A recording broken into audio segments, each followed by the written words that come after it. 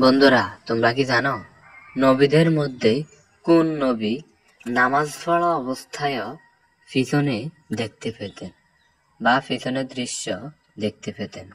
হ্যাঁ, আমি জানি। নবীদের মধ্যে আমাদের প্রিয় নবী হযরত মুহাম্মদ সাল্লাল্লাহু আলাইহি ওয়াসাল্লাম নামাজ পড়া অবস্থায় পিছনে দেখতে পেতেন।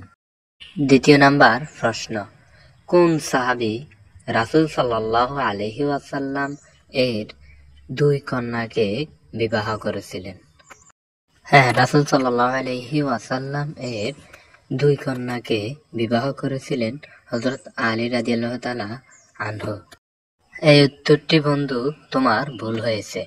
হযরত ওসমান রাদিয়াল্লাহু তাআলা আনহু রাসূল সাল্লাল্লাহু আলাইহি ওয়াসাল্লাম এর দুই কন্যাকে বিবাহ করেছিলেন।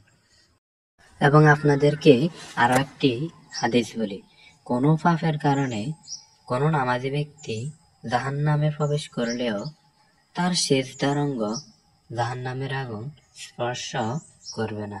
সবাই বলি সুবহানাল্লাহ।